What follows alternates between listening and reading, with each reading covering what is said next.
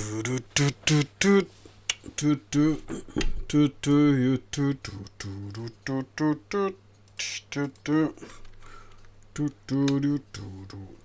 vais me mettre.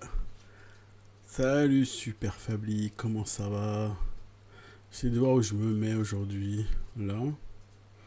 Là. Voilà, c'est bien, non? On va dire là.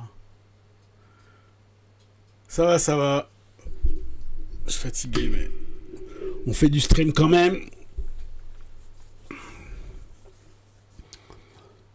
Franchement, là, le, le Fori, là, samedi, mardi, c'était vraiment bien, en fait. C'est vraiment cool de relire et de dire à haute voix les phrases, en fait, ça permet aussi de...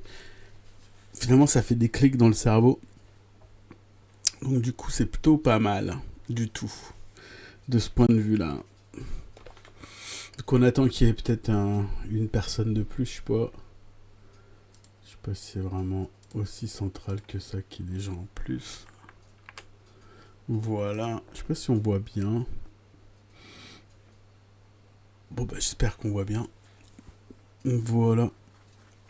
Donc on va continuer. J'ai mis en résumé à droite la théorie. Ce qu'on est allé. Et puis donc ce qu'il fallait retenir du chapitre précédent. Rien de mieux pour comprendre un truc que de l'expliquer à d'autres gens. Ouais, ça c'est vrai aussi. Après, il n'y a pas tellement à comprendre, mais c'est surtout que tu fais des liens que tu fais pas habituellement avec d'autres trucs. Tu vois, je vais te donner un petit exemple. Le débat toujours sur le racisme et sur les privilèges ou sur est-ce que les blancs ils sont avantagés. Il y a un moment donné, il y avait la question de la police.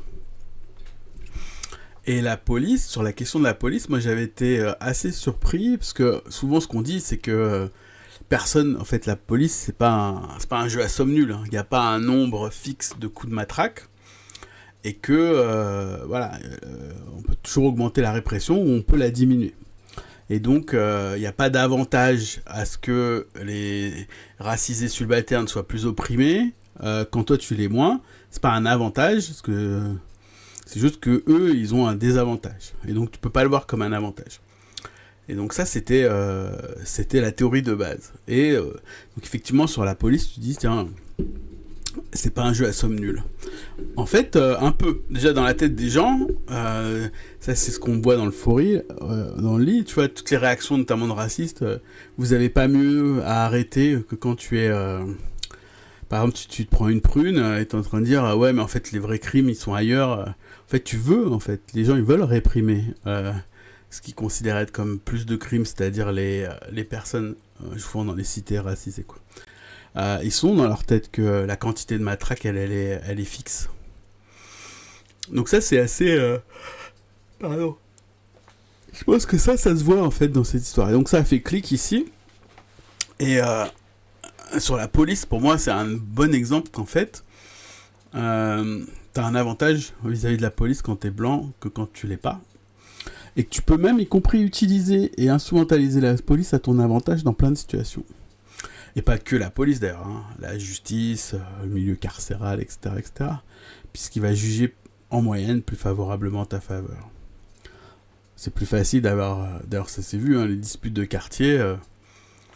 c'est un classique, la police, si tu viens emmerder un arabe et c'est toi le fautif, grosso modo, t'es moins emmerdé par la police, quoi. Voilà, donc j'attends qu'il y ait encore un peu de monde. Le deuxième viewer, si tu veux te présenter, dire coucou, n'hésite pas. On va continuer la suite du prophète et du prolétariat. Donc dans la première partie qu'on avait vue, donc essentiellement deux idées fortes. Donc j'ai déjà mis au-dessus, grosso modo, l'idée générale qu'il y a sur ce texte, du fait que c'est ni du fascisme ni un truc progressiste qu'il faut pas critiquer. Pardon. Donc ça c'est la thèse de base générale de ce truc-là. Donc il faut analyser, j'allais dire ça groupe individuellement, pas faire un groupe athée. À la fois soit progressiste, à la fois soit ultra réactionnaire et fasciste. Ça, c'est le premier point. Un des points qui développe beaucoup, c'est notamment la résurgence de l'islamisme après la Seconde Guerre mondiale, après la période de décolonisation. Et on verra un peu à cause de la faillite de la gauche et du communisme. C'est un mouvement qui est pas conservateur au sens où il veut mettre établi, c'est quelque chose de nouveau. Donc ce qu'on appelle ce qui est décrit comme les fondamentalistes, les gens qui veulent revenir à un islam qui est plus correct, plus machin. Salut. Tu prends la lecture. Ouais. Bienvenue. Du coup, Théolonius. Il y a le replay pour le chapitre 1 si tu veux écouter sur la chaîne YouTube qui a le même nom. Du coup, je suis en train de résumer ce fameux chapitre 1, d'ailleurs, là. Donc, il y a toute une discussion sur la différence qu'il y a entre conservatisme et fondamentalisme, que j'invite à lire. Et après, il y a un long développement sur la base de classe. Et ça conclut, en fait, essentiellement sur... Il y a évidemment, surtout quand le mouvement devient large, ça bave sur plein de classes, mais grosso modo, la base sociale, c'est profession intellectuelle, profession de gens qui lisent, qui développent, etc. Beaucoup dans les universités. Et après, elle peut en fait déborder à partir du moment où elle a de l'influence sur des classes, essentiellement dans des endroits comme par exemple le Maghreb, toutes les couches de population pauvres qui sont amenées dans les villes du fait de la pauvreté des campagnes et qui sont obligées de venir dans les villes. Ok, donc on continue. Donc, toujours sur le Chris Larman, l'islam radical comme mouvement social. Donc là, en fait, il expliqué la théorie, enfin, qu'est-ce qu'il propose comme perspective politique et pourquoi est-ce qu'il y aurait un engouement et d'où vient cet engouement. Donc, la base de classe de l'islamisme est similaire à celle du fascisme classique et du fondamentalisme hindou, du BJP, du Shiv Sena et du RSS en Inde. Tous ces mouvements ont recruté leurs membres tant au sein de la petite bourgeoisie en col blanc et dans le milieu étudiant que parmi les commerçants et les membres de professions libérales de la petite bourgeoisie traditionnelle. Donc déjà ça, il a nuancé par rapport à ce qu'il disait avant. On est moins sur petite bourgeois que sur intellectuel, mais bon, ok. Cet aspect, ajouté à l'hostilité de la plupart des mouvements islamistes envers la gauche, les droits de la femme et les idées laïques, a conduit beaucoup de socialistes, donc ce qu'il appelle socialistes, c'est les révolutionnaires, les gens de gauche. C'est pas les gens du Parti Socialiste. Donc c'est un Anglais qui parle. Pour lui, socialiste, c'est un communiste révolutionnaire. Et de libéraux à dénoncer ces mouvements comme fascistes. C'est commettre une erreur. Allez, go. Donc, d'abord, la base sociale petite bourgeoise n'a pas été l'apanage du fascisme. C'est également une des caractéristiques du jacobinisme, du nationalisme, du tiers-monde, du stalinisme maoïste et du péronisme. Donc ça, effectivement, il y a beaucoup de mouvements de masse qui sont dirigés en fait par une base de classe qui est, elle, issue de ces classes en col blanc, petite bourgeoisie, etc. Et donc vous avez des exemples. Les mouvements petits bourgeois ne deviennent fascistes que lorsqu'ils apparaissent à un stade précis de la lutte de classe et y jouent un rôle spécifique. Ce rôle n'est pas seulement de mobiliser la petite bourgeoisie, mais d'exploiter l'amertume qu'elle éprouve face à ce que la crise aiguë du système lui fait subir, et de la transformer en bande de brutes prêtes à servir le capital dans son entreprise de destruction des organisations ouvrières. Donc là, il reprend le truc très classique de l'analyse du fascisme, où il explique que le rôle du fascisme, c'est un rôle historique. Alors, c'est un peu mécanique ici en disant, bon, il y a un moment donné, la classe dirigeante, elle en a besoin, mais grosso modo, le fascisme, il exploite en fait la position intermédiaire des petits bourgeois, des intellos, dans une situation de crise aiguë, que cette situation, un peu comme on en parlait pour le RN mardi, elle fait un truc en vision triangulaire, on n'aime pas ceux d'au-dessus, mais on déteste encore plus ceux d'en bas, donc notamment le mouvement ouvrier organisé. Et l'idée du fascisme, c'est d'utiliser les masses et pas juste la police et l'armée. Et c'est ça qui est très différent entre le fascisme et les autres dictatures. Ça n'est pas utiliser que la justice, l'armée et la police, mais des gens qui sont du système policier. Donc utiliser la population pour faire le travail. Voilà, des brutes, ce qu'il appelle des brutes. C'est pourquoi les mouvements mussoliniens et hitlériens étaient fascistes, tandis que le mouvement péroniste en Argentine, par exemple, ne l'était pas. Même si Péronne emprunta certains thèmes à l'imagerie fasciste, il prit le pouvoir dans des circonstances exceptionnelles qui lui permirent d'incorporer et de corrompre les organisations de travailleurs, tout en utilisant l'intervention de l'État pour détourner les profits des grands capitalistes fonciers vers l'expansion industrielle. Pendant les 6 premières années de son règne, un ensemble spécifique de circonstances permirent au salaire réel d'augmenter d'environ 60%.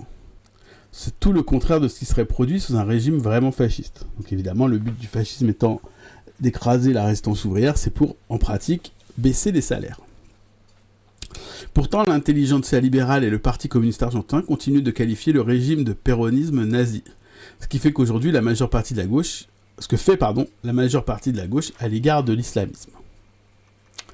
On continue. Les mouvements de masse islamistes en Algérie ou en Égypte jouent un rôle différent de celui du fascisme. Ils ne sont pas prioritairement dirigés contre les organisations ouvrières et ne proposent pas leurs services aux fractions dominantes du capital pour résoudre leurs problèmes aux dépens des travailleurs. Ok. Alors là, c'est une vision un poil mécaniste du fascisme, mais effectivement, techniquement, c'est ça son rôle historique. Ils sont souvent impliqués dans des confrontations armées directes avec les forces de l'État, ce qui a rarement été le cas des partis fascistes. Donc ça, c'est un vrai argument. La plupart des militants islamistes dans les pays considérés, je prends l'Égypte, l'Algérie et la Tunisie et tout ce truc-là, et ils ont fini en tôle. Ils se sont fait tuer par la police. La plupart des régimes fascistes sur cette planète, si on prend les nazis par exemple, mais aussi évidemment les fascistes et tout, il y en a qui ont fait un peu de prison, mais la répression elle n'était pas aussi féroce. En pratique, si t'es en prison, souvent c'est que t'es pas un fasciste. Les fascistes sont très peu en prison.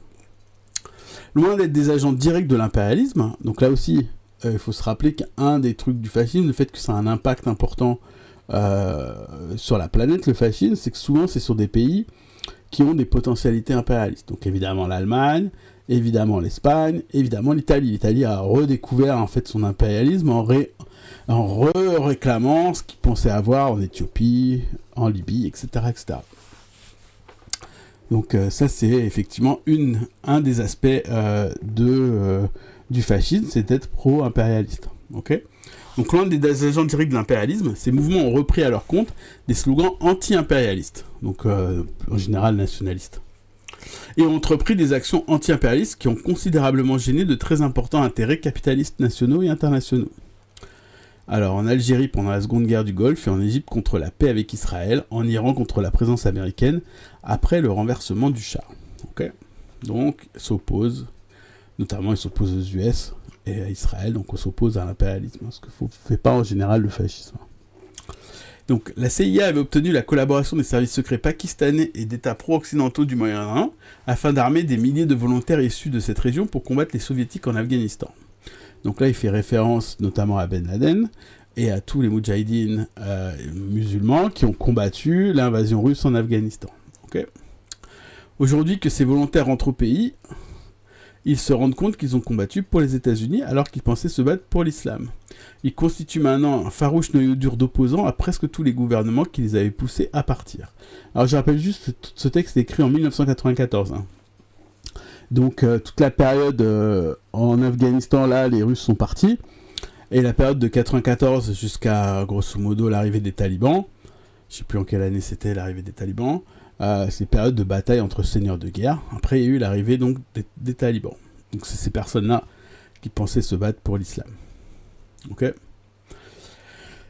Et donc le noyau dur, ça formera évidemment les talibans.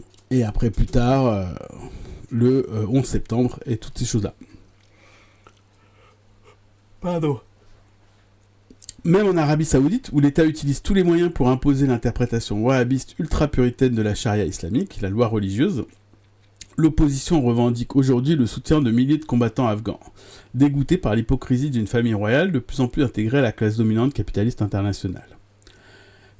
Par les représailles auxquelles elle se livre, la famille royale ne fait que rendre plus hostile ceux-là même qu'elle soutenait de tout son poids dans le passé. Donc là, on a un magnifique exemple. Ah, merci. 27 septembre 96. Bon, tu vois, c'est juste 2 ans avant ce truc-là.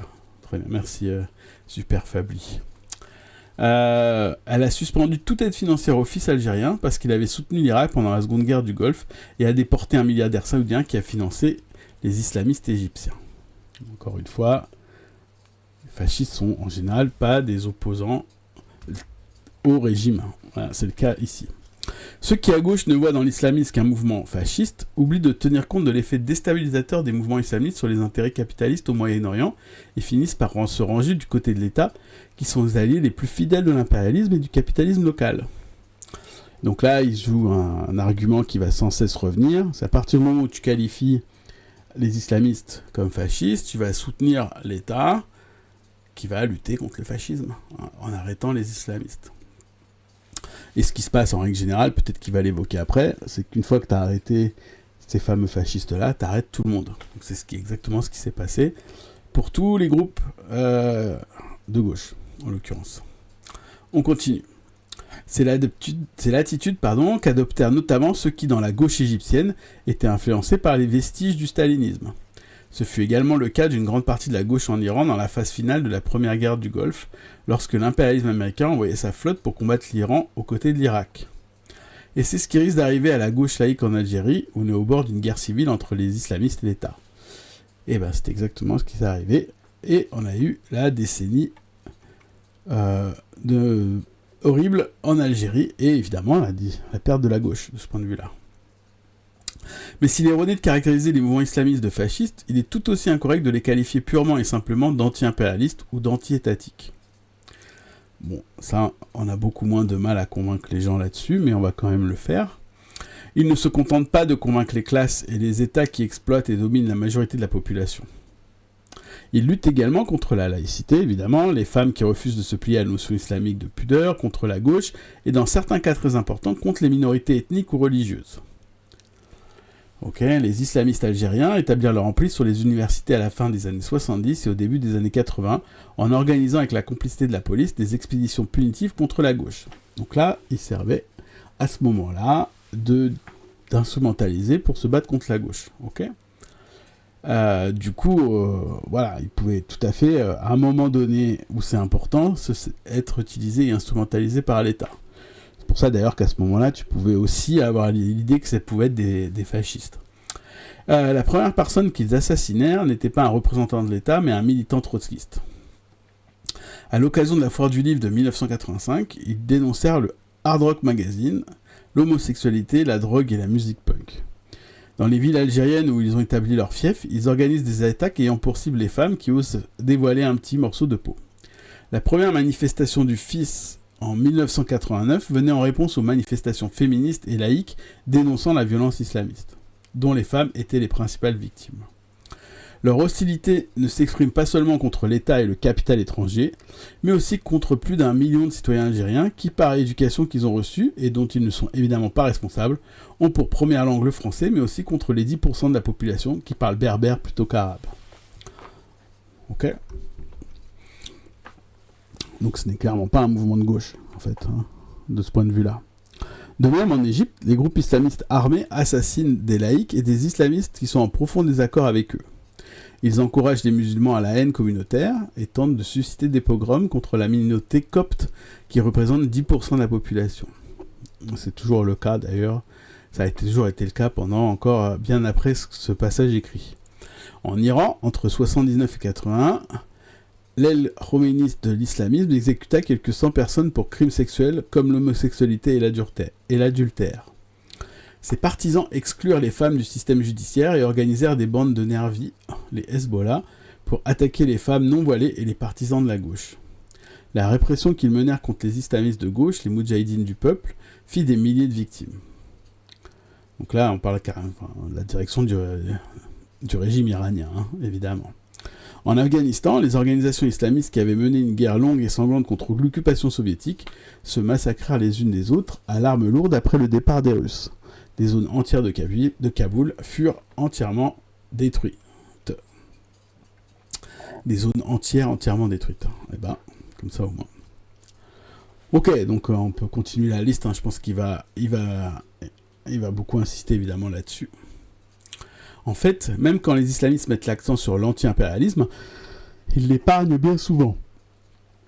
En effet, l'impérialisme d'aujourd'hui n'est en général plus identifiable à une domination directe par les puissances occidentales des régions du tiers-monde.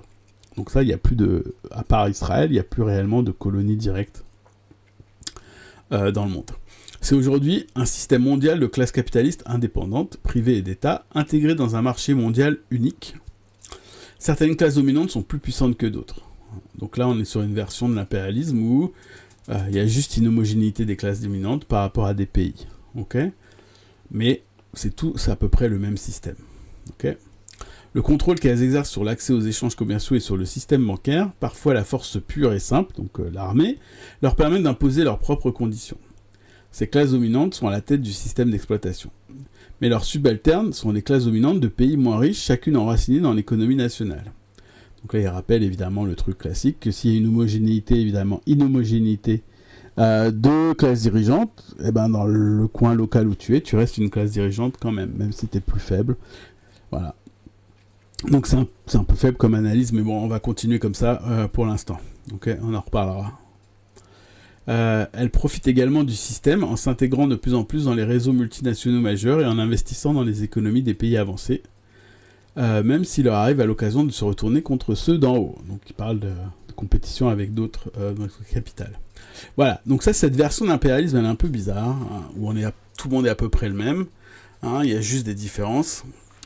Ce qui est marrant, c'est que c'est quand même un peu toujours les mêmes qui dominent, hein, et l'impact que ça a, donc typiquement le colonialisme, le racisme, etc., ça reste quelque chose de très très fort, quand bien même les autres impérialistes ils sont moins forts. Hein. Même si la Chine, elle est très forte économiquement et elle s'est un peu émancipée de l'impérialisme, c'est pas juste non plus une classe dirigeante qui sont l'une versus l'autre, de manière avec une échelle à peu près égale et comparable.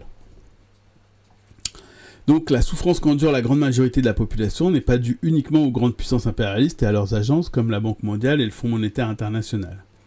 Donc ça c'est très vrai, hein. Chaque classe dirigeante, souvent, hein, si elle a réussi à être classe dirigeante dans un pays, notamment un pays du Maghreb, c'est quelque part, hein, par peut-être l'Algérie, il y a des liens avec le reste, du coup, et qui ont leur propre système d'exploitation.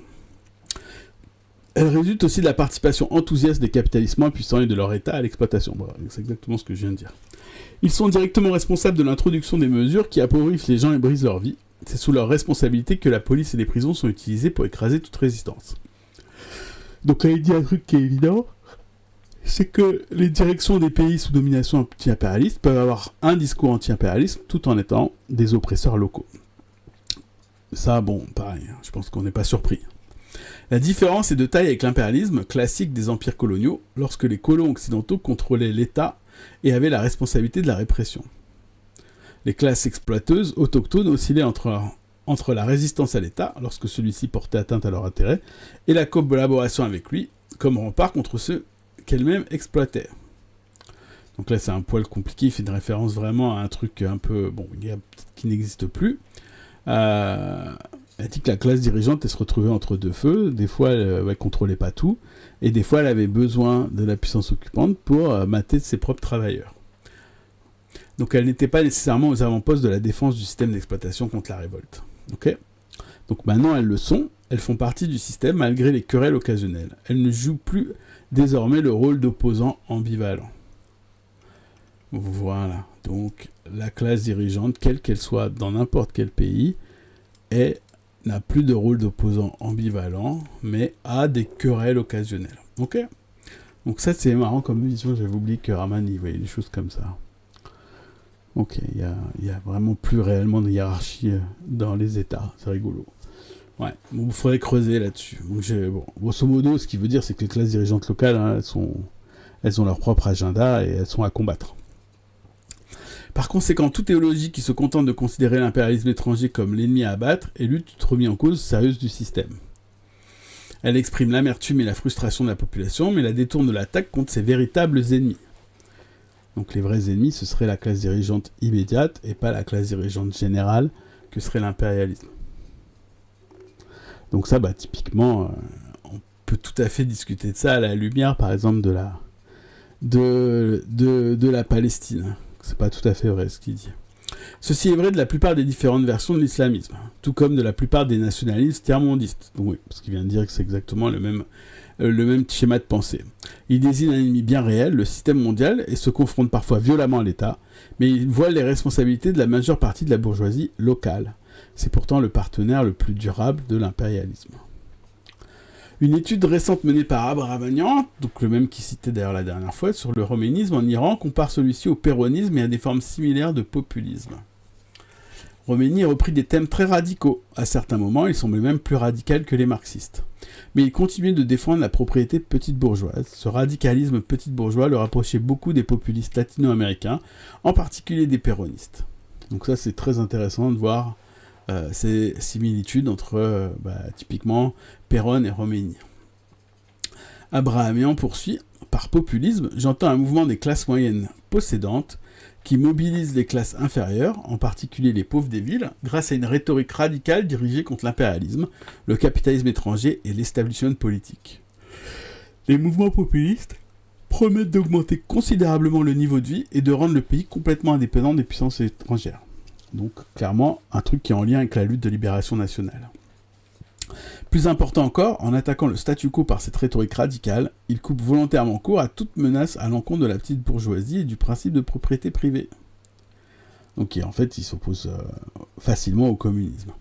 Les mouvements populistes insistent donc inévitablement sur l'importance non d'une révolution socio-économique, mais d'une reconstruction culturelle, nationale et politique. Ouais, donc ce parallèle, il est assez vrai.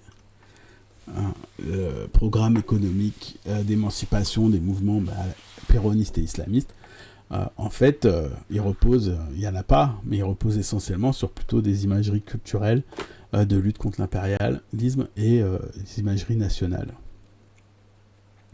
Donc c'est une nouvelle forme de mouvement anti-impérial, enfin en tout cas des mouvements nationaux, de libération nationaux.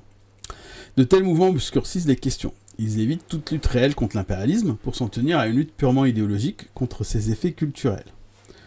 Voilà. Pour eux, c'est l'impérialisme culturel et non-exploitation qui est à mettre en cause. Donc là, grosso modo, c'est plutôt la forme que prend la domination impériale plutôt que le fond qui est central. Donc la lutte n'est donc pas dirigée contre les forces qui sont réellement impliquées dans l'appauvrissement des gens, mais contre ceux qui parlent des langues étrangères, acceptent d'autres religions ou rejettent les modes de vie supposés traditionnels. Donc, cela arrange bien certaines fractions de la classe capitaliste locale qui n'ont pas de mal à pratiquer la culture autochtone, du moins en public. Okay. Cela profite également à des membres de la classe moyenne qui, en écartant une partie de l'ancien personnel d'encadrement, font avancer leur propre carrière. Okay. Mais ceci limite le danger que représentent de tels mouvements pour l'impérialisme en tant que système. Bon, ça, on n'était pas surpris. L'islamisme mobilise la colère populaire, mais il étouffe aussi. Il encourage la volonté d'agir, mais l'oriente vers des impasses. Il déstabilise la machine étatique, en même temps qu'il freine la lutte réelle contre l'État. Okay. Donc, c'est l'ambivalence ici permanente de ce type de mouvement que note Chris Harman. Okay. Ils ne s'attaquent pas vraiment à l'exploitation. Comme ça. Mais pourtant, ils ont l'air de lutter contre l'impérialisme. Alors, ce caractère contradictoire de l'islamisme provient de la base sociale de ses principaux cadres. Probablement aussi de l'idéologie, j'imagine qu'il en parle après. La petite bourgeoisie en tant que classe ne peut avoir de politique indépendante et cohérente. Donc ça, c'est la théorie classique marxiste, qui considère que comme c'est une classe intermédiaire, la petite bourgeoisie... Alors ici, encore une fois, il y a cette espèce d'ambiguïté qu'utilisent beaucoup les gens de cette époque, entre petits bourgeois et intellectuels, ou profession intermédiaire, ou classe moyenne. Petits bourgeois, souvent, ce qu'on entend, c'est des gens qui possèdent, en tout cas, une partie des moyens de production. Hein, donc, imaginons que vous avez votre propre boîte, vous êtes vendeur, vous êtes artisan, vous êtes petit patron d'une entreprise, etc. Donc, ça, on considère. Vous êtes paysan. Vous possédez une partie de vos moyens de production. Okay. Ça ne veut pas dire que vous n'êtes pas exploité, au sens où il y a quand même des plus gros qui vous mettent une pression, mais grosso modo, vous possédez les moyens de production. Les intellectuels, les cadres, les managers, etc., eux, ils ne possèdent pas la boîte, hein, ils la contrôlent juste. Donc il y a un aspect de domination. Alors ça les met au même niveau, on va dire, entre la bourgeoisie et le prolétariat, ils sont entre les deux, mais pas pour les mêmes raisons. Il y en a un, parce qu'ils possèdent des moyens de production, et l'autre parce qu'ils possèdent le contrôle sur la production. Donc il y en a un qui a un aspect de domination, d'organisation, on va dire ça comme ça, et l'autre qui a un aspect de possession. Et ce type de subtilité, elle est très peu développée dans les trucs de ce groupe-là, mais aussi de la plupart des groupes. Et ils utilisent le terme petit bourgeois pour décrire un peu tous ces classes intermédiaires qui n'ont pourtant pas les mêmes dynamiques. Et pas du tout les mêmes... qui peuvent avoir une conscience qui est très différente. Pourtant, on continue à parler de petits bourgeois et de les mélanger. Ça devient... Voilà. Alors, donc... La petite bourgeoisie en tant que classe ne peut avoir de politique indépendante et cohérente. Alors ça, la raison, c'est que ni les managers, ni les paysans, artisans, ils peuvent avoir de politique indépendante pour la bonne et simple raison, c'est que ils sont tiraillés entre les deux classes, et donc ils peuvent pas vraiment avoir de politique qui leur permette... Ils sont à peu près obligés de choisir l'un ou l'autre. Soit ils choisissent le camp du prolétariat, et dans ce cas-là, ils développent plutôt des trucs qui vont un peu mettre à mal leur existence de domination ou de production, mais en même temps, ils vont au moins faire avoir peur de la faillite. Et l'autre, c'est l'inverse, ils vont plutôt accepter les trucs capitalistes et rentrer encore plus en concurrence là-dessus. Je pense qu'il y a un magnifique exemple pour ça. Ok. La notion de capital culturel rentre en jeu là où c'est purement sur le plan économique. Alors, intellectuel, tu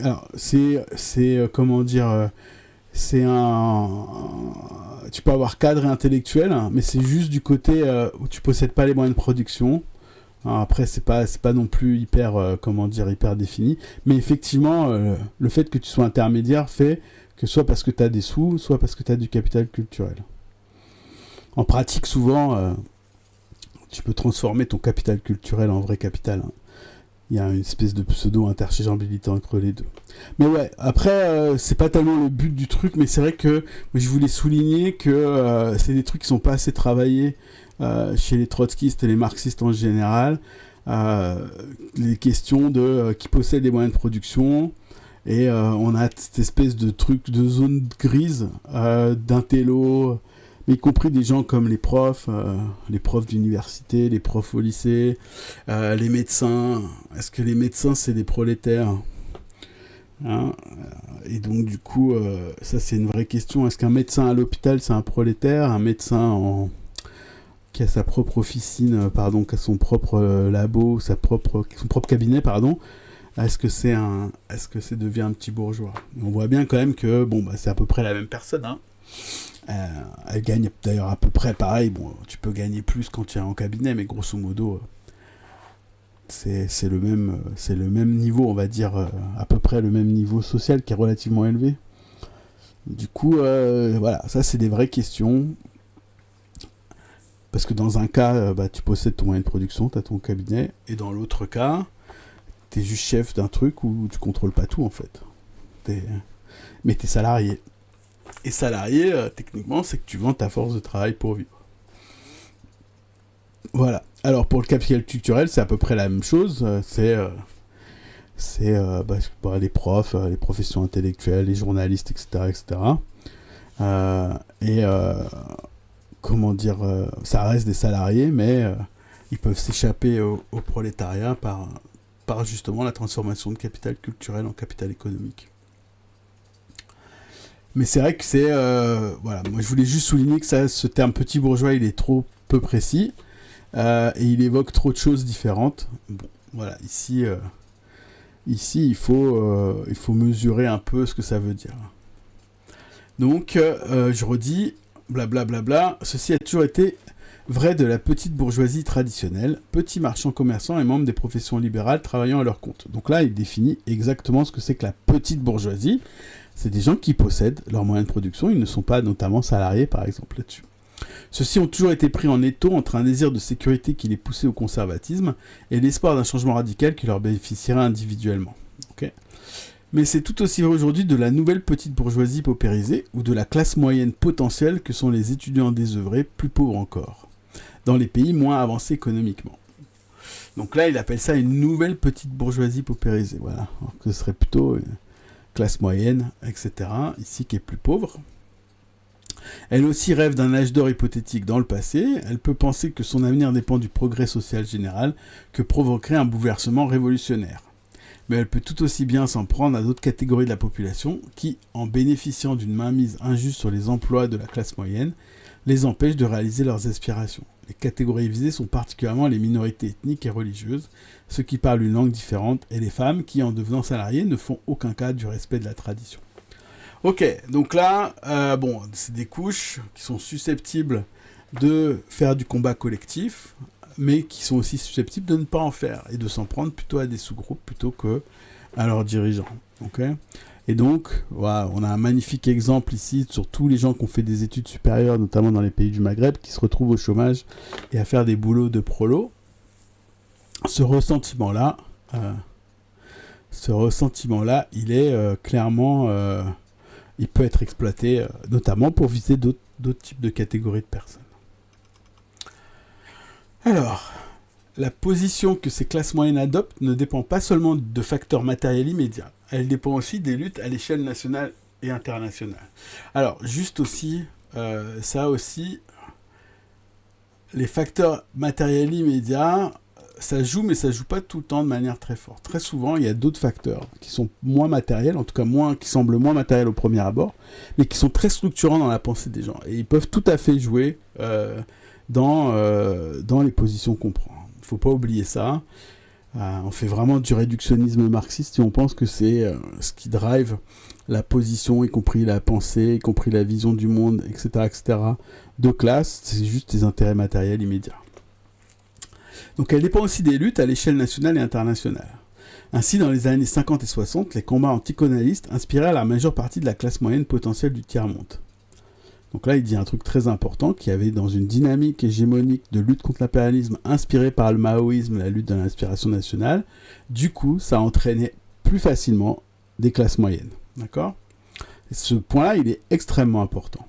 Donc il était communément admis qu'un développement économique contrôlé par l'État était la voie à suivre. Donc ça, c'est la théorie de la révolution permanente déviée, et le fait que, grosso modo, un État qui contrôle tout et qui est fort, ça fait des meilleurs résultats économiques. De toute façon, la quasi-totalité des luttes d'indépendance nationale ont centralisé un peu plus l'État pour gérer l'économie. La gauche laïque, ou tout au moins cette tendance nationaliste et stalinienne, semblait incarner cette vision des choses et exerça une certaine hégémonie dans les universités. À ce stade, même ceux qui avaient d'abord eu une orientation religieuse furent attirés par ce qui est considéré comme la gauche. Par exemple, la guerre du Vietnam contre les Américains ou la soi-disant révolution culturelle en Chine. Et commençaient à rejeter la pensée religieuse traditionnelle, notamment sur la question des femmes. Donc là, quand il y a un balancier ici stalinien, quand il y a un balancier, on va dire à gauche, même si c'est pas tellement à gauche, alors évidemment, ces politiques, les gens, ils sont inspirés par ça, parce que la position de classe fait que tu dépends un peu plus de cette inspiration-là. Bon, en même temps, ça marche aussi pour le mouvement ouvrier, hein, pas que pour la petite bourgeoisie et les classes moyennes. C'est ce qui se passait avec les théologiens de la libération catholique en Amérique latine et avec les moudjahidines du peuple en Iran. Et même en Afghanistan, les étudiants islamistes, donc les talibans, manifestent contre le sionisme lors de la guerre des 6 jours, contre la politique américaine au Vietnam et les privilèges de l'establishment. Ils sont violemment opposés aux notables traditionnels, au roi et surtout à son cousin Daoud. Ils protestent contre l'influence étrangère en Afghanistan, tant soviétique qu'occidentale, et contre spéculateurs lors de la famine de 72 en exigeant la limitation des richesses. Donc, ils demandent des politiques de gauche et anti-impériales au moment où c'est à la mode, on va dire ça comme ça. La fin des années 70 et le début des années 80 furent marqués par un changement de climat. Et ça, c'est assez important de comprendre ce qui s'est passé à ce moment-là. Donc, la fin des années 70-80, c'est aussi un moment où, grosso modo, l'élan de développement des pays, en fait, il faiblit. C'est-à-dire qu'on se retrouve, en fait, à s'apercevoir que les pays sous-développés, comme on les appelait, on a changé de nom pour les appeler en voie de développement, mais peut-être qu'ils se développeraient jamais. Ou en tout cas, ça allait pas vite. Du coup, il y a plein de problèmes dans l'économie. L'économie étatique, elle marche pas. D'ailleurs, quelques années plus tard, en 89, c'est même la chute de le meilleur exemple d'économie étatique, c'est-à-dire la chute de l'Union soviétique. Du coup, ce modèle-là aussi disparaît. Donc c'est vraiment très important de comprendre que cette façon de voir les choses commence à disparaître et les crises économiques du tournant des années 80 viennent frapper très dur. Hein. C'est les années où il y a les émeutes du pain, par exemple au Maghreb, en Algérie, en Tunisie, etc. etc. Ok ? Donc c'est ce changement de climat aussi qui va être important. Donc d'une part, les massacres au Cambodge et la mini-guerre entre le Vietnam et la Chine, le glissement de celle-ci vers le camp américain, provoquèrent une désillusion générale à l'égard du prétendu modèle socialiste incarné par les États d'Europe de l'Est. Et donc, comme j'expliquais, les événements de la fin des années 80 dans les pays de l'Est et du RSS ne firent qu'accroître cette désillusion. Donc, l'option capitaliste d'État devient de moins en moins attirante. Le stalinisme et de manière générale ce qu'ils appelaient le communisme non plus. Donc la déception fut plus brutale encore dans certains pays du Moyen-Orient. Les régimes locaux avaient prétendu construire des versions nationales de leur socialisme, mais plus ou moins calquées sur le modèle de pays de l'Est. Même ceux qui à gauche critiquaient leur gouvernement avaient tendance à accepter ce projet et à s'y identifier. Ainsi, dans les universités algériennes au début des années 70, la gauche se porta volontaire pour aider à la réforme agraire dans les campagnes, en dépit du fait que le régime avait déjà réprimé une organisation d'étudiants de gauche et maintenait un contrôle policier sur les universités. Donc là, il explique aussi que, grosso modo, les gauches, comme elles étaient encore dans un truc un peu national de développement, ont régulièrement soutenu leur propre gouvernement. En Égypte, les communistes continuaient de voir en Nasser un socialiste, même après qu'il les ait jetés en prison. Pour beaucoup, la désillusion à l'égard du régime devint également une désillusion à l'égard de la gauche. Et oui, en fait, la gauche, elle a merdé de ne pas être indépendant au moment de la lutte nationale, de ne pas être tout le temps indépendant, et même si on soutient la lutte contre l'impérialisme, à un moment donné, tu peux te retrouver contre ta classe dirigeante et pas avec. Il faut savoir le faire. Ok. De l'autre côté, on assistait à l'émergence de certains États islamiques comme force politique, avec la prise de pouvoir par Kadhafi en Libye, l'embargo pétrolier décrété par l'Arabie Saoudite contre l'Occident lors de la guerre israélo-arabe de 1973, puis avec le spectaculaire mise en place révolutionnaire de la République islamique iranienne en 1979. Donc là, ce qu'il dit, c'est que les pays communistes, ils échouent par leur alliance avec la bourgeoisie locale, se font enfermer, maintiennent pas des illusions, mais on maintient l'idée que il faut quand même continuer à développer les forces productives en lien avec l'État répressif. A l'inverse, tu as certains pays complètement musulmans qui mettent ça comme drapeau en avant et qui, eux, réussissent, entre guillemets, réussissent. Et donc ça donne évidemment un exemple important. Voilà, on peut considérer que l'embargo pétrolier de l'OPEP en 1973, c'est une lutte impériale, anti-impérialiste menée par l'Arabie Saoudite, qui est pourtant pas du tout quelque chose de progressif. Loin de là. Alors, les mêmes couches d'étudiants et de jeunes qui s'étaient pendant un temps tournés vers la gauche commencèrent à être dominées par l'islamisme. Alors, le terme va pas bien, mais vous avez compris l'idée. Rappelez-vous, c'est une traduction de l'anglais, donc des fois il y a des fautes, c'est fait par quelqu'un qui l'a fait à l'époque, au moment où c'est sorti. Pardon. En Algérie, par exemple, Khomeini prend soudain la place de Lénine, Mao ou Guevara dans l'imagerie d'une certaine jeunesse musulmane. Voilà, donc ça c'est pas mal de comprendre. Le changement immanent et radical que semblaient proposer les mouvements islamistes leur valait un soutien grandissant. Les dirigeants de ces mouvements triomphaient. Et donc effectivement, tournant des années 80, on a une domination, en tout cas de plus en plus de succès pour les organisations islamistes qui se réclament de l'islam, en tout cas fondamental. Pourtant, les contradictions de l'islamisme ne disparurent pas pour autant. Ils s'exprimèrent avec force, donc elles plutôt, les contradictions, avec force dans la décennie qui suivit. L'islamisme, loin d'être invincible, est en fait victime de ses propres tensions internes, qui ont à plusieurs reprises détruit ses partisans les uns contre les autres. L'histoire de l'islamisme dans les années 80 et 90, tout comme celle du stalinisme au Moyen-Orient dans les années 40 et 50, furent marquées par les échecs, les trahisons, les scissions et la répression.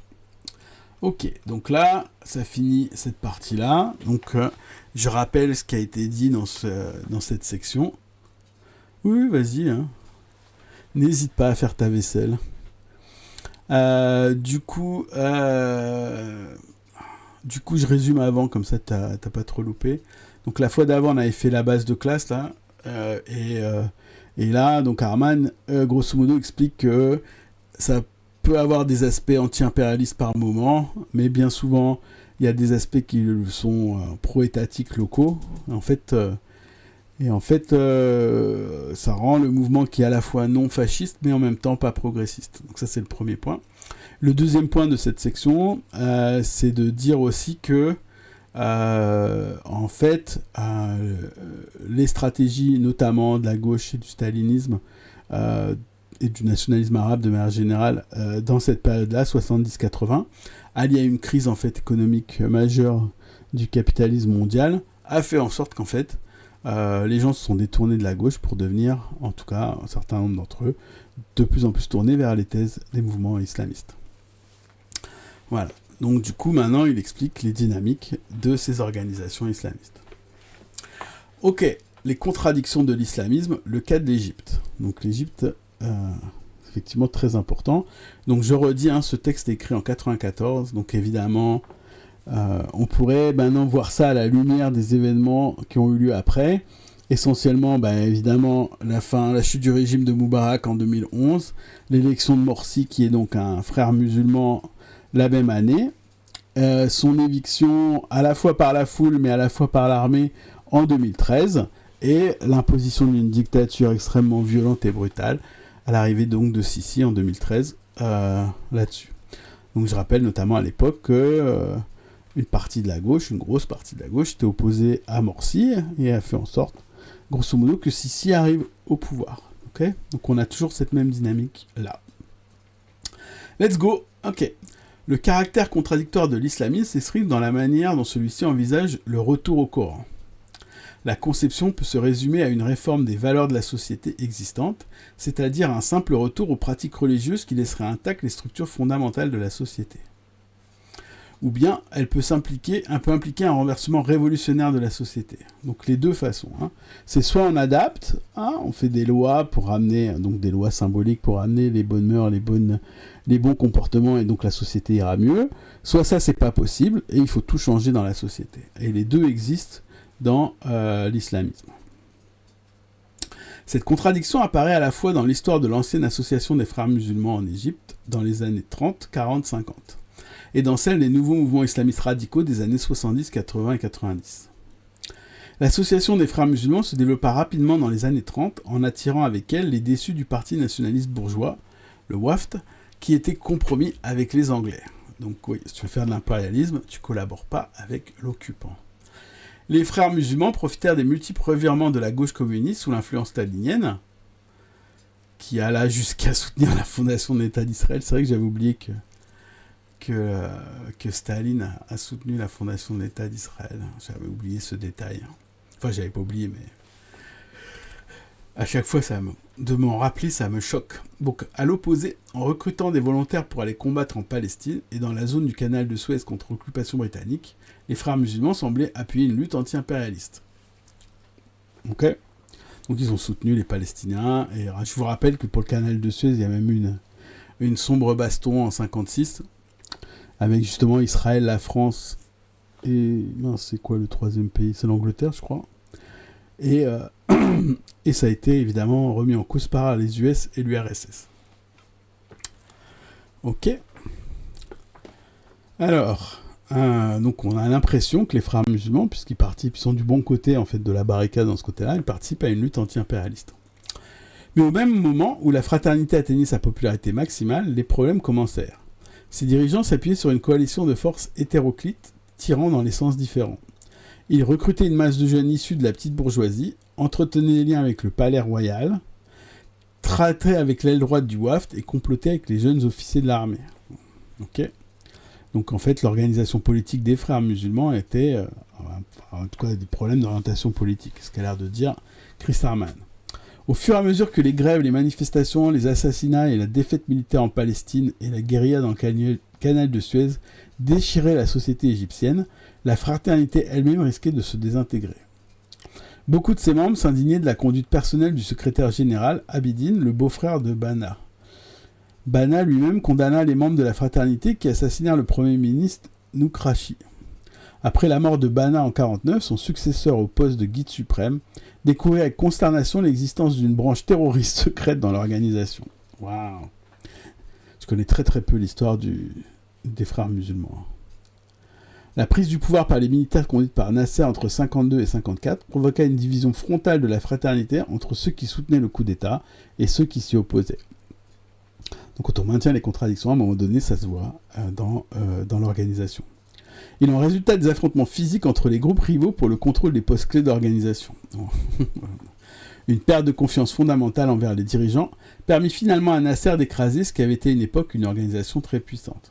Donc la division des frères musulmans, c'est parce qu'ils n'avaient pas vraiment de truc du fait, ce que dit Arman, du fait que c'est une organisation islamiste, la perspective politique elle n'est pas très claire, et donc du coup, et comme les classes elles aussi sont pas très claires à l'intérieur de ce mouvement-là, les intérêts peuvent être divergents, et donc ça a permis en fait, cette divergence, de faire qu'ils se sont fait écraser. Mais cette perte, il va peut-être l'expliquer après, pardon, mais cette perte de confiance n'était pas accidentelle. Elle provenait des divisions irréconciliables qui devaient immanquablement apparaître au sein d'un mouvement petit bourgeois au fur et à mesure que la société s'enfonçait dans la crise. On aime beaucoup le terme irréconciliable chez les gauchistes, juste pour info. D'un côté, il y avait ceux qui en étaient arrivés à la conclusion qu'il fallait utiliser la crise pour forcer la vieille classe dirigeante à traiter avec eux afin d'imposer les valeurs islamiques. Donc ça c'est la partie, on va dire, réformiste, qui va aller demander à la classe dirigeante de transformer l'État en un État qui est plus islamiste. Banna lui-même rêvait d'établir un nouveau califat en collaboration avec la monarchie et soutint même le gouvernement en échange de la promesse de mettre un frein à la consommation d'alcool et la prostitution. Donc voilà. De l'autre côté, il y avait des membres de la petite bourgeoisie radicale qui voulaient un réel changement social, mais qui ne l'envisageaient qu'à travers une lutte armée immédiate. Alors là aussi, c'est un écho assez important de tout mouvement islamiste. Vous avez ça. Là, on peut penser à Ennahda, typiquement en Tunisie, après 2011, où vous avez une fraction qui va complètement se lier, se corrompre avec l'État. C'est la fraction qu'on connaît, qui est devenue aussi corrompue que les autres. Et une autre fraction, notamment autour de 2013, au moment de l'État islamique, qui prendra les armes et qui sera très radicale. On a vraiment cette dynamique-là qui apparaît systématiquement. Rappel, ce texte est écrit en 1994, mais il décrit très bien les événements en 2013. On retrouve les mêmes contradictions dans l'islamisme aujourd'hui en Égypte. Donc aujourd'hui en 1994. À la fin des années 60, les frères musulmans reconstitués commencèrent à agir semi-légalement autour de la revue Al-Dawa. Alors cette écriture-là, je ne sais pas comment on prononce correctement. Dans laquelle il n'était plus du tout question de renverser le régime égyptien. Ok, donc de toute façon c'était semi-légal. Au lieu de cela, l'organisation prit pour objectif de réformer de l'intérieur la société égyptienne selon des principes islamiques. La tâche des frères musulmans, telle que l'a formulée leur guide suprême dans un écrit de prison, était d'être prédicateur et pas juge. Pratiquement, ça signifie que l'islamisme devait adopter une orientation islamiste réformiste visant à s'accommoder du régime de Sadat, donc qui remplacera Nasser. De son côté, le régime se servait des islamistes contre ce qu'il considérait comme son principal ennemi, la gauche. À l'aile réformiste du mouvement islamiste, regroupé autour du mensuel Al-Dawa et présent à l'université dans les Jamaat al-Islamiyya, c'est un rat, Al-Dawa, peut-être c'est ça, le pouvoir témoignait une bienveillance payée de retour par le nettoyage des campus de tout ce qui avait des odeurs de communisme ou de nasserisme. Voilà. Donc un peu l'aile droite des étudiants et conservateurs à ce moment-là. Pardon. Je surveille l'heure. Alors, en janvier 1977, l'Égypte fut ébranlée par une vague de grèves, de manifestations et d'émeutes dans chacune des 13 villes principales. Elle s'était déclenchée en réponse à l'augmentation du prix du pain, donc j'en parlais tout à l'heure, les émeutes du pain, et d'autres produits de première nécessité décidés par l'État. Ce fut le plus grand soulèvement dans ce pays depuis la révolte nationaliste contre les Britanniques en 19. Les frères musulmans et les associations islamiques condamnèrent ce soulèvement, et envoyèrent au gouvernement des messages de soutien contre ce qu'il appelait une conspiration des communistes. Donc ça fait pas vraiment de toi un mouvement de gauche, c'est clair et net. Pour ce genre de réformisme islamiste, l'important est de changer les valeurs de la société et non la société elle-même. Donc l'accent est mis non sur la reconstitution de la communauté islamique, l'Oumma, par une transformation de la société, mais sur la nécessité d'imposer certains comportements au sein même de la société actuelle. Donc ça, c'était la stratégie à l'époque des frères musulmans.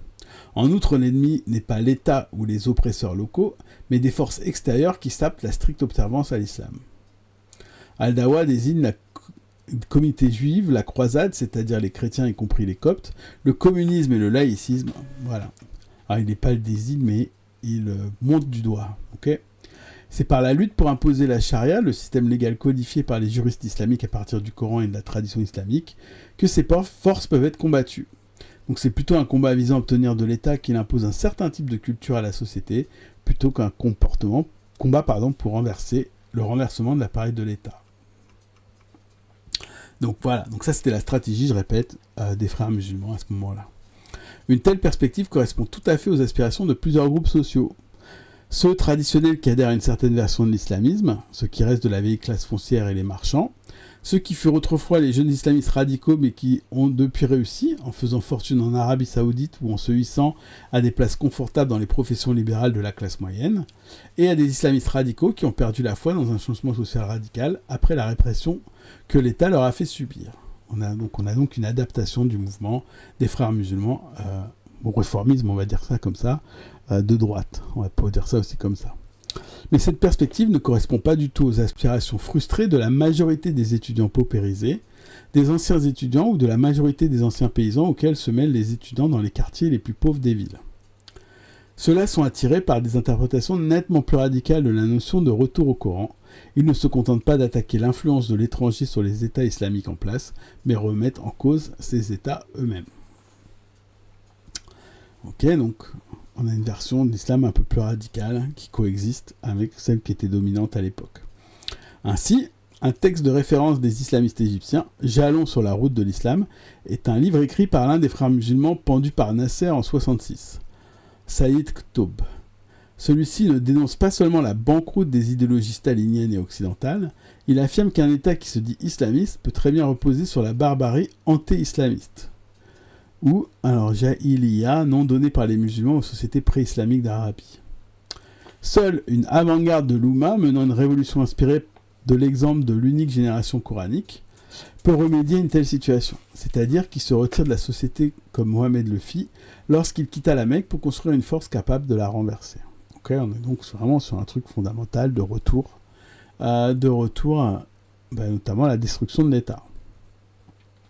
Donc ces arguments dépassaient la simple dénonciation de l'impérialisme comme ennemi unique, et ça c'est important, et pour la première fois ils s'en prenaient directement à l'État local. Ce genre de discours gênait considérablement les néo-frères musulmans modérés, censés jusque-là vénérer cet auteur comme martyr. Mais il répondait aux aspirations des milliers de jeunes radicaux. Et c'est ainsi qu'au milieu des années 70, un groupe, Takfir Wal-Hijra, dont le chef de file, Mustafa Choukri, fut exécuté pour avoir enlevé un haut dignitaire religieux en 77, rejeté la société en place comme non islamique, rejeté la mosquée, les chefs religieux et même les néo-frères musulmans associés à Al-Dawa. Ce groupe affirmait que seuls ses membres étaient des musulmans authentiques. Il fallait rompre avec la société, vivre en communautés séparées et traiter tous les autres en infidèles. Voilà, donc on a quand même une version très radicale. Les associations islamiques dans les universités furent d'abord influencées par la modération des frères musulmans. Non seulement elles condamnèrent les émeutes contre la hausse des prix, mais elles allèrent jusqu'à désavouer Choukri lorsqu'il fut pendu quelques mois plus tard. Ok. Elles changèrent progressivement d'attitude quand Sadat entama le processus de paix avec Israël en 1977. Ah bah oui. Très vite dans les universités, beaucoup de militants adoptèrent les idées qui par certains aspects étaient plus radicales que celles de Choukri. Non seulement ils se détournaient de la société en place, mais ils commençaient à s'organiser dans le but de la renverser. En témoigne donc l'assassinat du président Sadat par le groupe djihad de Abdel Salam Faraj en octobre 81. Donc l'arrivée de Moubarak. Faraj critiquait violemment les stratégies adoptées par les différentes tendances du mouvement islamique, celles qui se cantonnaient à des associations caritatives islamiques, celles qui, et les néo-frères musulmans étaient particulièrement visés, essayaient de créer un parti islamique qui ne pouvait que légitimer l'État en place. Celles qui se contentaient de prêcher et refusaient donc la guerre sainte, celles qui conseillaient de se retirer de la société selon les principes énoncés par Choukri, et celles qui avaient pour seule priorité la lutte contre les ennemis extérieurs de l'islam, en Palestine ou en Afghanistan. À l'opposé de toutes ces tendances, Faraj préconisait la lutte armée immédiate, la guerre sainte contre le prince injuste, comme devoir de tous les musulmans. Le combat contre l'ennemi proche prévaut sur le combat contre l'ennemi lointain.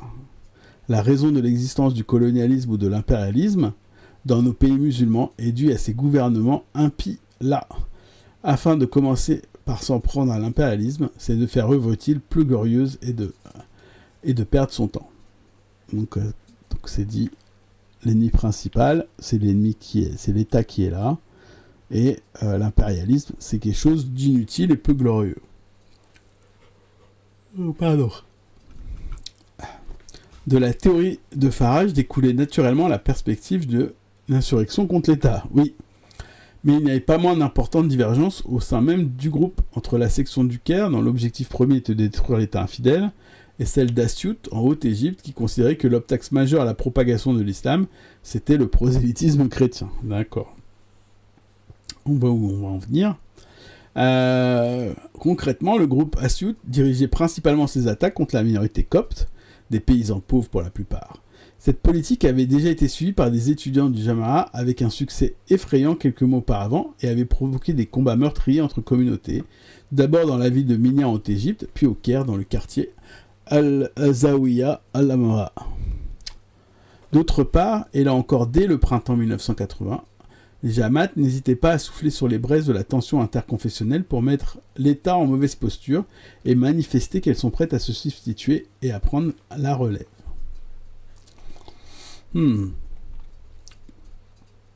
La section d'assaut du djihad appliquait donc une méthode éprouvée de conquête du soutien populaire grâce à une stratégie d'encouragement de la haine communautaire. Ceci lui permettait de prendre béhément le contrôle d'Asyut après l'assassinat du président Sadat. Par contre, les militants du Caire, en désignant l'État comme ennemi, disposaient de peu de réseaux de complicité ou d'amitié, et l'acte isolé qu'a été l'assassinat de Sadat n'a pu être suivi par le soulèvement de la population musulmane, tu m'étonnes, du Caire, que Farage et ses amis appelaient de leur vœu. Ok, donc on voit la stratégie ici. Au lieu de permettre la prise du pouvoir par les islamistes, l'État a pu profiter de la confusion engendrée par l'assassinat pour les écraser, se soldant par des milliers d'arrestations, de nombreuses exécutions de ses dirigeants. La répression affaiblit considérablement le mouvement. Mais les causes qui avaient poussé tant de jeunes vers les islamistes n'avaient pas disparu pour autant. À la fin des années 80, le mouvement avait retrouvé confiance et recommençait à croître rapidement dans les quartiers du Caire et d'Alexandrie. Dans le même temps, le djihad menait une campagne terroriste efficace contre la police et les forces de sécurité. Puis en décembre 92, l'État lança une campagne de répression sans précédent. Au Caire, 20 000 soldats à bord de tanks et de voitures blindées prirent position dans les quartiers pauvres comme Imbaba. Il y eut des dizaines de milliers d'arrestations, des escadrons de la mort furent lancés pour tuer les militants qui avaient fui. Les principales mosquées utilisées par les islamistes radicaux furent murées avec du béton. Ah ouais, putain. Les enfants et les épouses des militants furent arrêtés et torturés. Bon, ça c'est tout à fait crédible. L'État mena avec succès une nouvelle campagne de terreur au début des années 90. Le mouvement islamiste s'avéra incapable et ne tenta même pas de mobiliser la population par des manifestations. Il préféra une stratégie uniquement terroriste qui n'ébranla pas sérieusement le régime de Moubarak, même s'il ruina presque complètement l'industrie touristique. Les frères musulmans, eux, ont continué à se comporter en opposition loyale. Ils négociaient avec le régime une introduction progressive de la charia dans la législation et évitaient toute manifestation contre la répression. Donc là, on a vraiment un détail jusqu'aux années 90 du mouvement islamiste. Et là, le but de la thèse d'Arman, c'est essentiellement de montrer quand même qu'il peut y avoir des aspirations contre l'État, pour les pauvres, etc., etc. Mais en termes de stratégie et de pratiques militantes, ça mène à la faillite. C'est un peu la conclusion.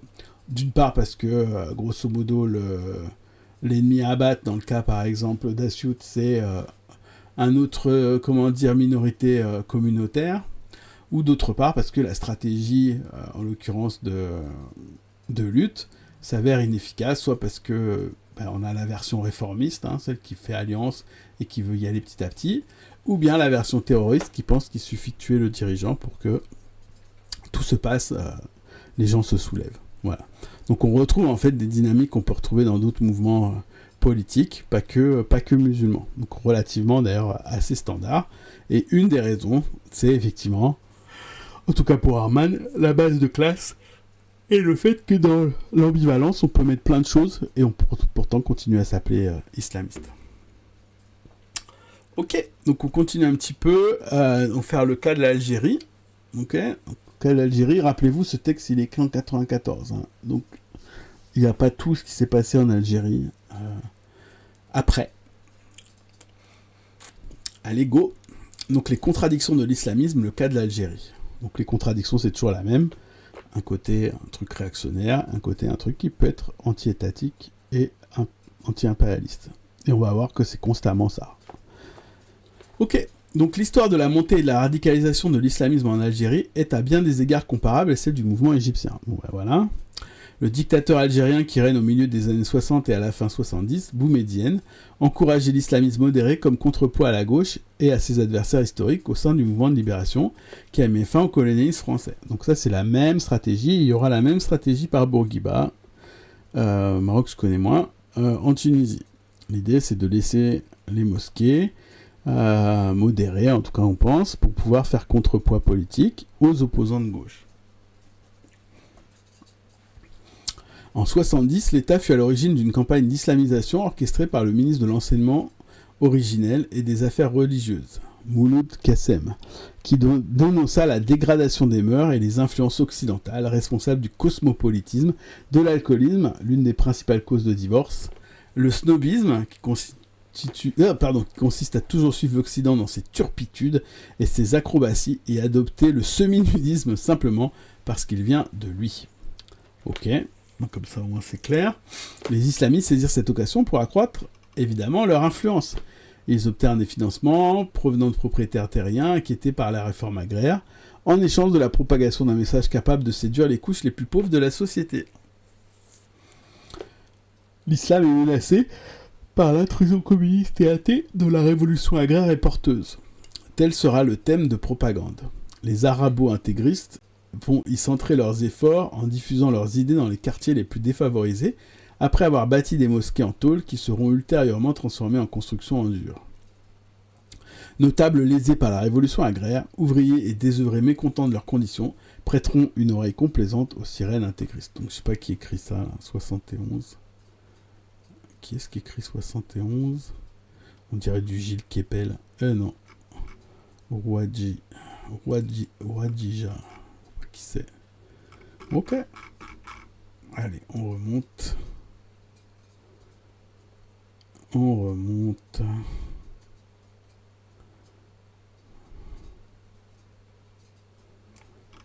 Ici. Puis, au milieu des années 70, une fraction du régime les soutint dans leur travail de sape de la gauche au sein des universités. Ainsi, de 76 à 80, les intégristes réussiront de connivence avec le régime, donc le FLN, on parle toujours de l'Algérie, à réduire à néant l'influence des marxisants auxquels sont portés des coups sévères et dont ils ne se relèveront pas. Donc là, il y a utilisation des intellectuels, notamment à l'université islamiste, pour contrer les idées marxistes. Au début des années 80, une partie du régime continua d'utiliser les tendances les plus modérées de l'islamisme pour se renforcer. Chiban, qui fut ministre des Affaires religieuses jusqu'en 86, espérait monter une telle tendance à ses propres fins. Il aida les islamistes à obtenir de l'argent auprès d'industriels et de commerçants pour construire des mosquées. Mais ceci n'empêchait pas l'émergence d'interprétations radicales de l'islam qui rejetaient le régime. Ainsi, dans la ville de Constantine, une étude montre que l'intégrisme a en effet bousculé dans de larges secteurs de l'opinion constantinoise des conceptions traditionnelles, par la popularisation d'une nouvelle vision islamique dont les tenants entendent militer pour la résurgence de la communauté du prophète telle qu'elle fut incarnée à l'origine par les 4 premiers califes orthodoxes.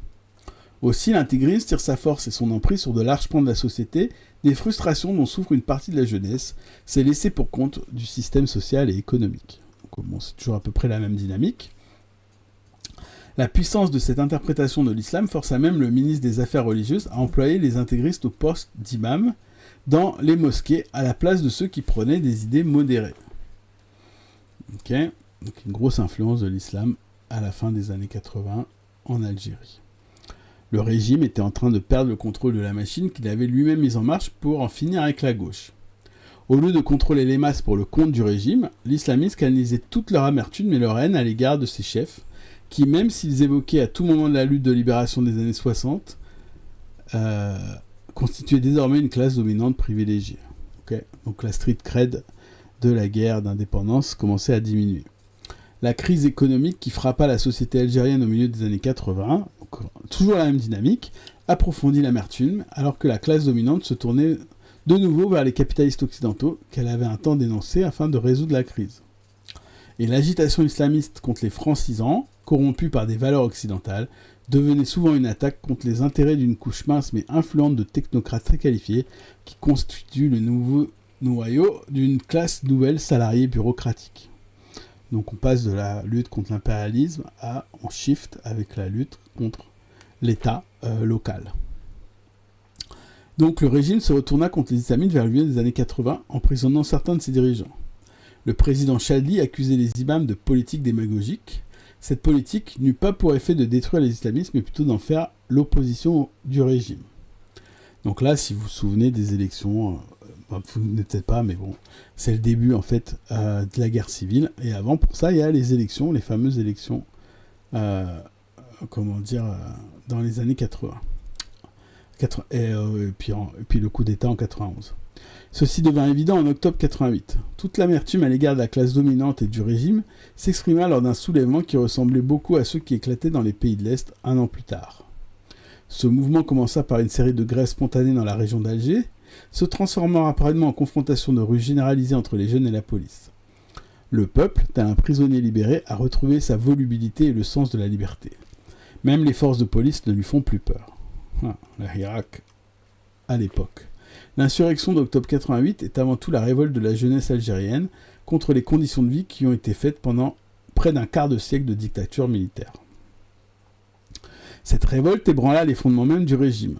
Comme en Europe de l'Est, toute force politique qui avait été réprimée jusque-là s'exprimait désormais ouvertement.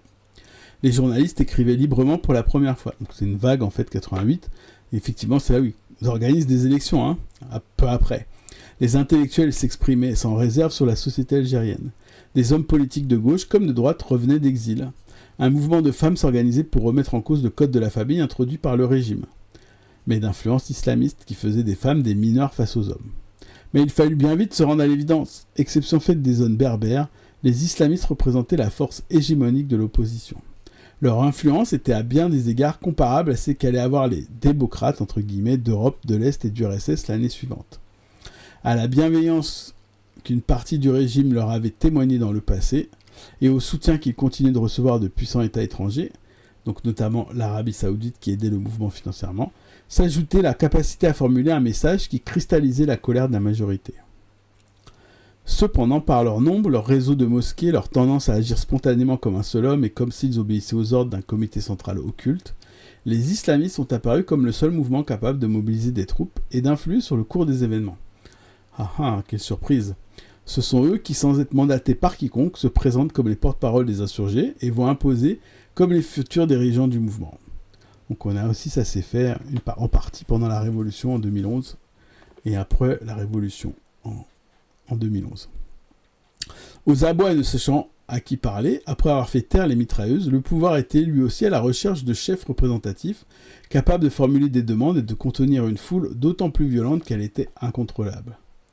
Abbassi Madani, donc c'était le chef du FIS, professeur et prédicateur, Ali Belhadj, on en a parlé la dernière fois, enseignant prédicateur et imam de la mosquée de Bab el-Oued, et Mafdous Nana, je ne sais pas comment on prononce, professeur et prédicateur, fut donc reçu par le président Chadli Benjedid et consacré leader du mouvement islamiste. Dans les mois qui suivirent, le mouvement islamiste, désormais organisé en Front islamique du salut, le FIS, devint si influent qu'il réussit à prendre le contrôle des plus importantes municipalités du pays lors des élections locales de juin 1990. Il fut ensuite majoritaire aux élections générales de décembre 1991, donc les premières fois où le régime algérien organise des vraies élections ouvertes, ils perdent. Voilà, malgré la sévère répression qu'ils subissaient. L'armée algérienne annula les élections, donc ça c'est la technique, quand tu perds les élections, t'es un peu emmerdé, donc tu les annules, afin d'empêcher les islamites de constituer un gouvernement. Mais le large soutien dont ils bénéficiaient créa les conditions de quasi-guerre civile dans le pays, des régions entières tombant sous le contrôle de groupes islamistes armés. Pourtant, l'affirmation de l'influence des islamistes s'accompagnait d'une confusion croissante quant à sa politique réelle du FIS. Pendant la période où il contrôle les principales agglomérations du pays, entre juin 90 et mai 91, les changements opérés dans le cadre municipal des APC sont plus que modestes. Je ne sais pas c'est quoi les APC, mais bon. Fermeture de bars, annulation de spectacles musicaux, campagne parfois violente pour la décence féminine et contre les antennes paraboliques qui permettent de capter la pornographie de l'Occident. Eh ben dis donc. Ni Madani, le plus connu des dirigeants islamistes, ni son Majlis et Shura, assemblée consultative, n'ont élaboré un véritable programme politico-social, ni convoqué un congrès pour le discuter. Interrogé à ce sujet par la presse, Madani s'est limité à dire que celui-ci se réunirait dès qu'il aurait formé son gouvernement. Bon, ben voilà, on a un cas classique, vous n'avez pas tellement prévu d'arriver au pouvoir. Et à part les trucs, il n'y a pas en fait de politique cohérente. Même si on est très violemment contre l'État, il n'y a pas de politique cohérente à partir du moment où on a le pouvoir. En revanche, il y a une chose que le fils affirma clairement, c'est son opposition aux revendications d'augmentation des salaires des travailleurs. Il s'oppose à une grève des éboueurs d'Alger, à une grève des fonctionnaires et à la grève générale d'une journée, à l'appel de l'ancienne fédération syndicale officielle. Dans une interview à la presse, Madani justifia la répression de la grève des éboueurs parce qu'elle forçait les gens respectables comme les docteurs et les ingénieurs à balayer leurs ordures. Waouh, paye ton argument quand même. Les éboueurs ont le droit de réclamer leurs droits, mais les poubelles n'ont pas le droit d'envahir notre capitale et de transformer notre pays en poubelle. Ce sont les grèves des syndicats en général qui sont devenus des terriers d'action pour les corrupteurs, les ennemis d'Allah et de la patrie, communistes et autres, qui se répandent partout du fait que le cadre du FLN se rétrécit et s'affaiblit. Nous vivons les jours de l'OAS, carrément. C'est marrant qu'ils soient obligés de mobiliser ça d'ailleurs pour casser des grèves. Une position aussi respectable s'accordait parfaitement avec les intérêts des classes qui avaient financé les islamistes depuis la réforme agraire. Elle convenait aussi au sein du FIS à ses membres parvenus de la petite bourgeoisie, professeurs, imams reconnus et enseignants de lycée. Enfin, elle plaisait à ceux qui, à la campagne, s'étaient enrichis grâce à leur adhésion à l'ancien parti unique. Se préoccupe des médecins ingénieurs en priorité, vraiment une base de classe petite bourgeoisie. Ah bah oui. Non mais franchement, la respectabilité, les études, ça fait partie de la base sociale vraiment de l'islamisme. Hein. Médecin, avocat, c'est vraiment la base de la base. Mais elle n'était pas suffisante, donc ces revendications, elles allaient très bien avec les bourgeois, mais elles n'étaient pas suffisantes ni pour les masses urbaines paupérisées, qui attendaient leur salut du fils, ni pour obliger la classe dominante et l'armée à rester passifs et à accepter un gouvernement islamiste. Donc là, ils se retrouvaient dans une condition qui était terrible, où même s'ils ne voulaient pas réellement changer l'État, ils avaient quand même poussé suffisamment le pouvoir pour entrer en confrontation directe avec l'armée et le FLN. Et donc du coup, c'est ça qui déclenchera la guerre civile. Fin mai 91, face aux menaces des militaires qui préféraient saboter le processus électoral plutôt que de risquer une victoire du fils, les dirigeants islamistes changèrent de tactique. L'opposition du fils à des législatives truquées débouche sur une authentique insurrection qui rappelle celle d'octobre 88. Cocktail Molotov, gaz lacrymo, barricades. Ali Belhaj, le charismatique imam de la mosquée de Bab el-Oued, lance des dizaines de milliers de manifestants dans la rue. Le fils prit provisoirement le contrôle du centre d'Alger, soutenu par un grand nombre de jeunes pour qui l'islam et le djihad semblaient être la seule alternative à l'ordre social défendu par les militaires.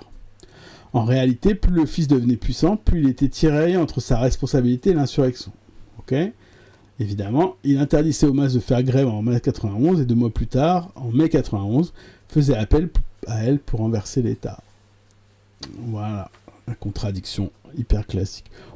Ce qui est marrant, c'est qu'on la retrouve à gauche aussi, par certains aspects. Les mêmes contradictions se sont exprimées au sein du mouvement islamiste au cours des 3 années suivantes, à mesure que la guérilla s'intensifiait dans les villes comme dans les campagnes. La condamnation d'Abbasi Madani d'Ali Belhaj à 12 ans de prison provoque aussi une radicalisation plus grande du fils et une inquiétante fragmentation de sa base. Les rafles massives de milliers de membres ou sympathisants du mouvement islamiste, parfois de simples manifestants, et leur internement dans les centres de détention du Sahara déclenchent le terrorisme urbain et la guérilla rurale. 2 organisations militaires émergèrent, le mouvement islamique armé, MIA récemment rebaptisé AIS, et celui qu'on connaît le plus maintenant, le groupe islamique armé, GIA, qui reçut rapidement le soutien de bandes armées sur tout le pays. Mais les mouvements clandestins sont marqués par les dissensions internes. À la prétendue modération du MIA, le mouvement islamique armé, qui exécute seulement les représentants du pouvoir impie et ses complices, un nouveau mouvement, le groupe islamique armé, oppose un djihad extrême dont les cibles de prédilection seraient les journalistes, les écrivains, les poètes, les féministes et les intellectuels. Les luttes fratricides entre le MIA et le GIA provoquent à leur tour des pertes par dizaines. La responsabilité de la mort de 7 terroristes dont les cadavres ont été découverts pendant mon séjour à Alger sera imputée par certains à leur querelle intestine, par d'autres à leur liquidation clandestine par des extradons parapoliciers. Le GIA accuse déjà les dirigeants historiques d'opportunisme, de trahison, de brader leur programme d'application intégrale de la charia. Ok. Du coup, donc la suite des événements, il faut évidemment après regarder la suite de l'histoire, guerre civile et écrasement total en fait, après quand même plusieurs, alors je sais pas si c'est dizaines de milliers, peut-être centaines de milliers de morts, je sais plus, il faudrait que je revérifie, l'écrasement total de tous ces groupes. Donc le GIA en 94, il organisera d'ailleurs une prise d'otage dans un avion qui atterrira en France. Et ils se font tuer par la police, quoi que c'est en décembre 94. Et c'est le même GIA qui organisera des attentats en France, notamment celui de Saint-Michel, avec le fameux Khaled Kelkal, qui se fera tuer à côté de Lyon. Donc ça c'est en 95. C'est d'ailleurs à partir de ce moment-là, en 95, qu'on a Vigie Pirate. L'arrivée des hommes armés dans la rue date donc maintenant d'il y a 30 ans, en 95. Ok. Alors, est-ce que j'ai le temps de lire ce passage-là? Ou bien m'arrêter, ça fait déjà 1h30. Ok, donc, bon, je pense qu'on commence à voir où est-ce que Chris Harman va en venir. Hein. On le redit plein de fois la même chose, c'est toujours à peu près la même thèse. Hein. La base de classe, ambivalence, à la fois un aspect donc très réactionnaire de maintien des systèmes en place et en même temps des visions dans lesquelles on lutte contre l'État. Et la forme que ça prend en période de radicalisation, c'est soit on suit complètement le truc et on disparaît, on abdique, hein, soit on se corrompt et on fait partie du système, soit on prend les formules beaucoup plus violentes de djihad, où on dit de terroristes, etc., etc. Et cette dynamique, on la retrouve un peu partout. Et comme je disais, notamment en Tunisie, après la révolution. Un autre exemple aussi, mais que là, il n'insiste pas beaucoup, c'est que, mais peut-être qu'il en parle après, je me rappelle plus, c'est que le fait que la plupart des gens de gauche ont tellement eu peur, en fait, de l'islamisme, qu'ils ont soutenu leur propre État au moment de la répression sur les islamistes. Donc il y a eu plein de gens de gauche qui ont soutenu le coup d'État en 91, par exemple. Il y a plein de gens de gauche qui ont soutenu aussi le coup d'État contre Morsi en 2013, etc., etc. En parlant de fascisme vert, etc. Et comme on disait, bon, si tu te fais arrêter par la police, c'est que tu n'étais pas très fasciste quand même. Peut-être un peu, mais pas beaucoup. Et du coup, bon... Au final, ce qui s'est passé pour ces organisations de gauche, ça a été simplement de disparaître et d'aller en prison. Donc ce qui s'est passé pour la Tunisie, hein, toute la période Ben Ali, avec la montée d'Ennahda, et donc l'arrestation de tous les opposants, et la lutte contre le... Avec d'ailleurs comme épouvantail évidemment la situation algérienne au même moment. Donc dans les années 90, c'est chape de plomb de Ben Ali au prétexte de lutte contre l'islamisme. Et du coup, plus d'opposants politiques, y compris de gauche, sur cette question-là. Et on a la même chose en 2013 avec Sisi, où la gauche a salué la prise de pouvoir et la fin de Morsi en 2013. Et maintenant il n'y a plus du tout d'opposition de gauche. Il y a des assassinats, il y a des exécutions de militants. Voilà, le pouvoir de Sisi, pour l'instant, il n'est pas spécialement affaibli. Donc... voilà les points importants là de cette partie-là. Je crois qu'on a fait un peu plus de la moitié. Et donc on fera la suite la prochaine fois. Donc pas jeudi prochain parce que j'ai AG. Donc ce sera probablement mercredi, je crois. La suite du prophète et du prolétariat. Voilà. Donc il a un peu vieilli ce texte, je me rends compte. Je ne l'ai pas lu depuis pas mal de temps. Merci pour la reformulation résumée, ça facilite la lecture qui est pas facile quand on connaît pas bien l'histoire de ces mouvements. Oui, c'est précisément pour ça que je fais ce live, hein, c'est que ça permet de mieux suivre le livre, qui est pas facile, parce qu'en plus c'est une façon d'écrire qui commence à être vieillotte, hein, date de 94, c'est une traduction en plus de l'anglais. La version anglaise, elle est bien plus, enfin, c'est pas du tout le même style. Et puis ça, oui, voilà, donc puis c'est des événements qu'on a un peu oubliés, quoi. Donc voilà, l'idée du Chris Harman, c'est de remettre cette idée-là de justement de base de classe de l'islamisme, de questions sur est-ce que c'est du fascisme, pas du fascisme, et on peut avoir cette discussion après sur des mouvements qui sont plus récents. On peut discuter des mouvements islamistes, et c'est important de les voir. Alors, ce qui est intéressant là, c'est que ils montrent bien les dynamiques qui sont similaires, mais ils montrent quand même que c'est tous des groupes différents. Hein, les frères musulmans, c'est pas le fils du tout. Ni l'histoire, ni les dynamiques, ni les politiques. Donc là, il manquait Narda, mais on pourrait faire la même analyse dans le même style. Et évidemment, il parle très peu, mais il y a le Hezbollah, il y a le Hamas, et après, il y aura des trucs comme Daesh et l'État islamique, okay, ou les talibans, version 1 avant 2001 et version 2 depuis. Évidemment, le groupe qui est issu d'Al-Nosra, qui est donc lui-même issu d'Al-Qaïda, qui dirige maintenant la Syrie. Et tout ça, c'est des groupes qui se réclament de l'islam politique et qui ont des dynamiques extrêmement différentes, qui ne sont pas du tout les mêmes, même s'il y a des similitudes, notamment sur la base de classe, notamment sur la façon dont ils ont choisi soit de lutter contre l'impérialisme, soit de lutter contre leur propre État, soit de s'adapter à leur propre État. Avec des conditions qui sont évidemment très différentes selon la situation. C'est pas tout à fait la même chose, la guerre civile sous Assad, que les années 80 en Algérie, quoi. Voilà. Ok. Donc, a priori, mercredi prochain, j'enverrai un tweet pour indiquer quand est-ce que c'est le prochain. Mardi prochain, on continue le Félicien Faury sur les électeurs RN.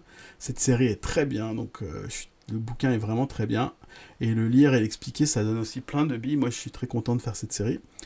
Et samedi soir, donc après-demain, soirée jeux vidéo, on fait Resident Evil 2. Donc n'hésitez pas aussi si vous voulez regarder un truc qui est complètement différent. Ciao!